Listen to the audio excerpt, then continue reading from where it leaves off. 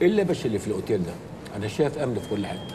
اصل في مؤتمر اقتصادي الثلاث ايام اللي جايين دول، ووفود جايه من كل حته، والاوتيل كومبليت يا ناجي باشا. بس المنظر بره يخض. انا قلت في حد جه يحتل الاوتيل. ما هو تقريبا ده اللي حصل، اصل الوفد الاسرائيلي نازل في الاوتيل. اسرائيلي؟ ربنا يعادي الايام دي على خير.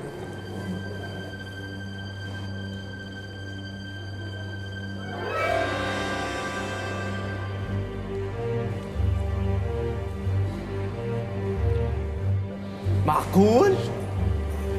مستر ناجي عطله؟ شو هالمفاجأة الحلوة هاي؟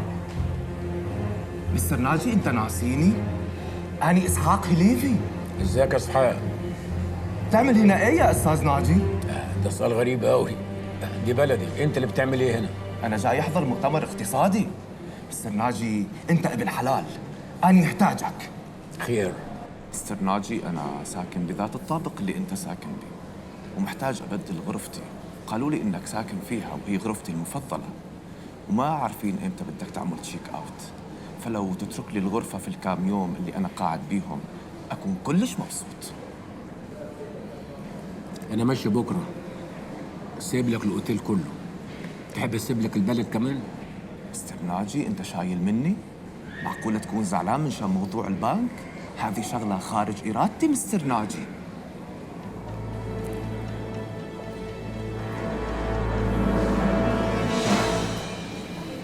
اسمع يا عم سيد، انا مش هستلم الوظيفه اللي انت جايبها لي دي، وهطلع المشوار اللي انا طالعه. بس انا عاوزك تبقى عارف حاجه مهمه قوي. انا عارف كويس قوي ان انت اللي كبرتني وربيتني وصرفت عليا دم قلبك. بس اوعدك ان انا اول ما ارجع هرد لك كل مليم انت صرفته عليا. عيب كده يا ابراهيم، ما حدش يقول كده لعم. سيبيه سيبيه يا ام ابراهيم. ابراهيم كبر خلاص، ما بقاش يقبل ان حد زي يصرف عليه. لكن قبل ما ترجع لي بقى كل اللي صرفته عليك يا ابراهيم، يا ترى انت حاسب كويس؟ يعني هترجع لي مصاريف الاكل والشرب والمدارس؟ وما تنساش اول عجله جبتها لك لما نجحت في الابتدائيه. اوعى كمان تنسى اللابتوب يا ابراهيم. انا تحت امرك في كل طلباتك. طيب هتحاسبني ازاي بقى على خضيتي عليك يوم ما سخنت وجريت بيك على المستشفى؟ انا كنت هتجنن يوم ما ظهرت نتيجه الثانويه العامه، ورحت انا وانت عشان نشوف النتيجه، وانت كنت خايف لحسن تسقط او تجيب مجموع قليل يا ابراهيم، وانا خدتك في حضني وطبطبت عليك وقلت لك ما تخافش، هدخلك الجامعه اللي انت عايزها.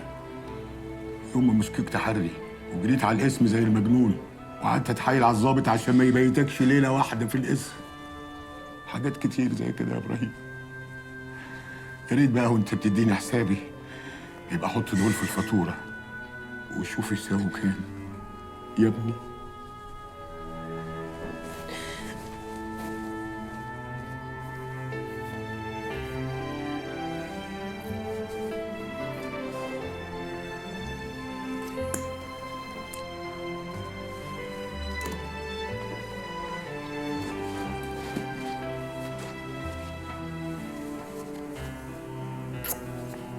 تزعلش مني يا عم سيد، انا اسف والله. انت مش عارف انا بحبك قد ايه، بس وغلاوتي عندك وانا عارف ان انا غالي عندك. خليني اروح المشوار ده بس، وبعد كده هرجع اعمل اللي انت عاوزه عشان خاطري يا عم سيد. انا حاسس ان في خير كبير قوي ليا. روح يا ابراهيم، اعمل اللي انت عاوزه.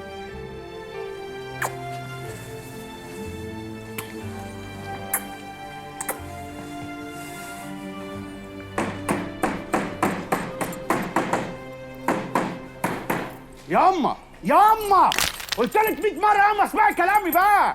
ازيك يا بنت بسنت يا اموره؟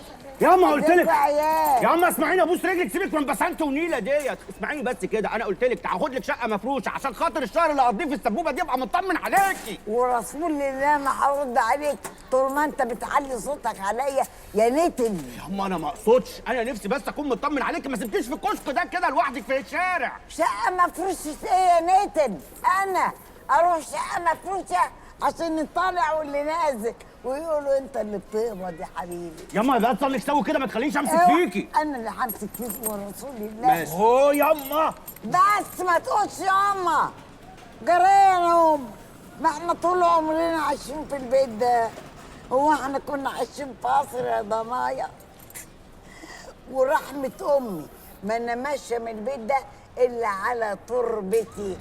وبعدين لما يجوا بتوع الحي يا ضنايا يقولوا لهم إيه؟ راحت سكن في شقة مفروشة. ياما ده انت ليكي حسبه بصراحه تخلي الواحد يتجنن وبرجه يطير من نافوخه. طب يعني لما تعوزي تروحي تعملي بهبيه هتعمليها فين؟ لما عاوز أعمل بيبي إيه؟ الحتة كلها كابينات، أروح أخبط على أي كابينيه وأقول لهم عند إذنكم عايز أعمل بيبي، أخلص البيبي وأخرج. حبكت قوي وهعملها على روحي اخش القهوه. قهوة ايه؟ القهوة مبوالة هتقفي يوه. بقول لك ايه يا عبد الجليل، سافر سفريتك السودا اللي انت رايحها دي، ربنا يوفقك يا ابني وسيبني في حالي. انا مبسوطه كده مبسوطه كده مبسوطه كده. ياما طب طالما مبسوطة بقى قولي لي نفسك في ايه اجيبهولك وانا جاي. مش عايزه حاجه من وشك الزفر. ليه بس ياما؟ الله ده انا جيله ياما، جيله ياما الغوالي. وحياة سيدنا النبي قولي لي نفسك في ايه؟ كتير عليك يا ضنايا. ياما قولي واصرخي ومالكيش دعوة. انا عايزه كده لو ربنا فرجها عليك وجبت فلوس كتير. عايزة ايه؟ عايزه حج اشوف الكعبه ومجلس على قبر الرسول عليه الصلاة والسلام. وحياة سيدنا النبي عليه الصلاة والسلام وربنا المعبود لا تنوليها، والله لا تنوليها ياما. خدي امسكي خلي الفلوس دي معاكي. ها يخرب بيتك، سرقتها منين دي ياما؟ سرقتها ايه ياما؟ الله ياما انت كل كلامك كده بيزلف من لسانك وبتخلي الواحد يخرج بره شعوره. ياما ما تخليش الواحد يخبط فيكي ويمسك فيكي ياما. تدب مين تدب مين ياما مش كده ياما. تدب مين ياما والله ما سرقتهم، ما سرقتش حاجه. امال جبتهم منين؟ هقول لك ده الراجل اللي انا شغال معاه اداهم لي عشان خاطر اديهم لك، عشان انا اما اسافر يعني ابقى مطمن عليكي. ربنا يزيده من نعيمه. امين. ربنا يكرمه. امين. ربنا يديله الصحه ويكفي الرعايه. امين يا رب يخليه. خلاص ياما. ايه ياما احنا هنشحت على الراجل في الحاره ياما. تعالى. ايه ياما؟ قرب. ياما عايزه ايه؟ قرب. ايه ده؟ قرب. ايه ده ياما؟ بتعملي ايه ياما؟ بس وقاعد اقعد ساكت. ايه تعالى عايزاك. ايه ده؟ مش كده ياما مش كده ياما. بس بقول لك ايه، حاجلك على وشك. ياما ما تنرفز ياما، مش كده ياما، احنا في الحته ياما، مش كده، ما تفتشنيش قدام الناس. اقعد ساكت يا ياما. نيتي. بتعملي ايه ياما؟ مش كده بس اخرس. طب انت عايزه ايه؟ اشوف انت مخسر منهم كام. يا دي ظنك السوي اللي مش هخلص منه ده، انا مش هخلص من ظنك السوي ده ياما. ايوه قلتهم. ياما انت عايزه ايه مني؟ وبعدين انا لو عايزه خنصر يعني، ما انا ما كنتش قلت لك عليهم من الاول وكنت خدتهم كلهم. بقول لك ايه يا عبد الجليل، ايه؟ خد. ليه ياما؟ انت مسافر ينفعوك في السفر يعني امك. انا كده مبسوطه، انا اي شقه اخبط عليها اقول لهم لقمه واكل وكده هبقى مبسوطه. ربنا يخليكي ليا ياما، ربنا يخليكي ليا يا رب. اسمع يا عبد الجليل، مأمور ياما.